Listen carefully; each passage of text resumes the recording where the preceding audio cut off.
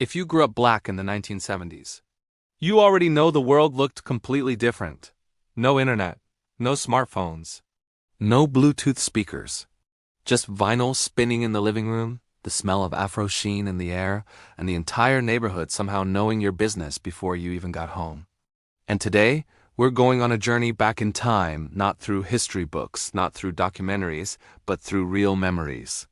Because there are certain things only black folks who lived through the 70s truly understand. And if you remember even half of these, congratulations! You officially earned your nostalgia badge. Let's get into it. The first thing, the sound of Saturday morning. Not the cartoons, but the cleaning.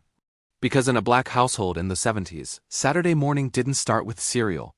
It started with chores, loud chores.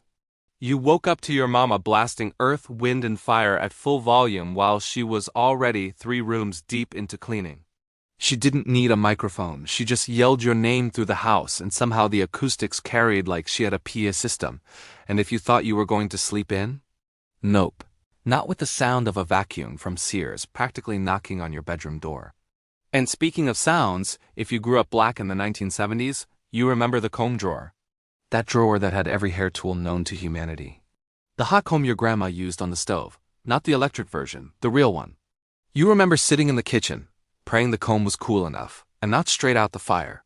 Because one wrong move, one wrong flinch, and you'd smell nothing but smoke and disappointment. And don't forget Afro sheen, that bottle was essential. The 70s weren't the 70s without somebody in the house sporting the biggest, proudest afro you ever seen. That was an era where walking out the house with your hair picked perfectly round felt like wearing a crown.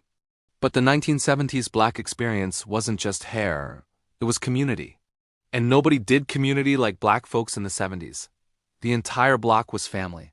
It didn't matter who actually lived in your house. You were getting disciplined by every adult on that street.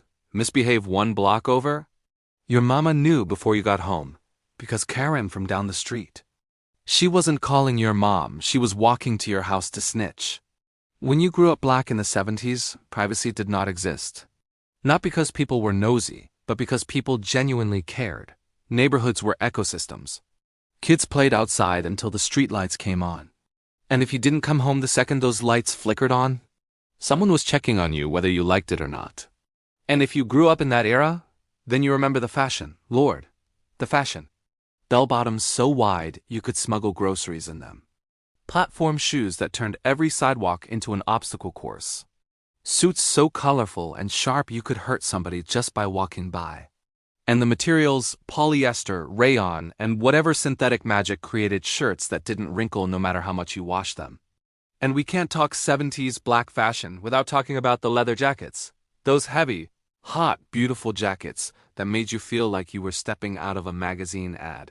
If you had a leather trench coat, you weren't just stylish, you were legendary. And speaking of legendary, let's talk music.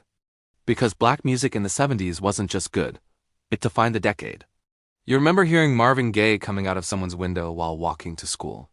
You remember the Isley Brothers playing so loud during summer cookouts that you could hear them 3 blocks away. You remember the first time you saw Soul Train, Don Cornelius telling you love, peace, and soul, while dancers moved smoother than water. Soul Train wasn't just entertainment. It was culture, style, identity, and every kid trying to learn the dance moves in their living room. And let's be real, if you grew up black in the 70s, then you definitely remember the snacks of that decade. Kool-Aid that could stain a cup permanently, chips that cost $0.25, the corner store that sold frozen cups, penny candy, and the best pickles you ever had in your life. Ice cream trucks that didn't just play music, they played the soundtrack of summer. And nothing hit harder than that popsicle on a 98-degree July afternoon. But if there's one thing that defined the 70s black childhood, it was the TV shows. You remember Good Times, JJ yelling, "Dynamite!" like it was the national anthem. You remember the Jeffersons moving on up. You remember Esther Roll being everybody's TV mama. And you remember that if you acted up during your favorite show, your mama didn't to turn off the TV, she told you to stand next to it and watch everyone else enjoy it. That was real punishment. But the 70s weren't just fun and games, they were a time of cultural pride. You remember seeing the impact of the civil rights movement still fresh. You remember the rise of black leaders, black voices, black authors, black creators. You remember going to the library and seeing books with faces that looked like yours. You remember the way people spoke about progress, not as something distant, but something happening around you. You remember being taught that your identity wasn't something to hide. It was something to shine, and if you grew up in the black church in the 70s, oh, you remember waking up early on Sundays and not getting home until evening.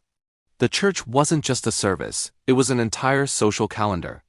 Choir practice, potlucks, youth meetings, church picnics. You remember wooden fans with funeral home ads, choir robes that were older than the choir members, and sermons that lasted long enough to make you question the space-time continuum. But you also remember the music, that gospel that filled your chest, lifted your spirit, and made even the most stubborn child clap. Let's talk toys. If you grew up black in the 70s, your toys weren't digital, they were durable. Jump ropes, jacks, marbles, and the famous lawn darts that probably should have been illegal. You remember board games where people argued for hours. You remember bikes with streamers on the handles and banana seats that made you feel unstoppable. You remember making up whole games outside because imagination was the original entertainment system. And speaking of being outside, you remember freedom. Real freedom. Running up and down the street with your friends, inventing adventures, building makeshift forts, racing each other, jumping rope to songs that every black kid somehow knew by heart. Being home all day wasn't normal. Being outside was the default setting. Let's hit some deeper memories. The 70s black household phone, that long spiraled cord that stretched across the whole kitchen because your mama needed to talk in peace. The living room that nobody was allowed to sit in unless company came over. Plastic couch covers that stuck to your legs like glue. The giant floor TV that stopped working, but instead of throwing it out, you put a new TV on top of it. The bookshelf filled with encyclopedias you actually used to do homework. The sewing machine your mom or grandma used to make everything from clothes to curtains. And the food. Soul food in the 70s wasn't a trend, it was survival, culture, love. Greens simmering all Sunday. Cornbread made in cast iron pans. Fried chicken that smelled so good you could smell it down the block. Sweet potato pies cooling in the window. And you remember very specifically that one auntie who put raisins in her potato salad. And nobody ever forgave her.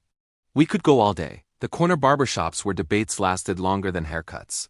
The beauty salons that smelled like press and curl and gossip. Motown records stacked by the turntable. The smell of incense in somebody's living room. Black art on the wall, from the praying hands to the black Jesus painting everybody had. Learning dances from your older cousins.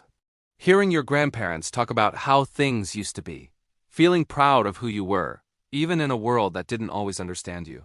Growing up black in the 70s wasn't perfect, but it was powerful. It was community, it was creativity, it was resilience. It was joy carved out of everyday life. And these memories, big and small, shaped a generation that shaped the world.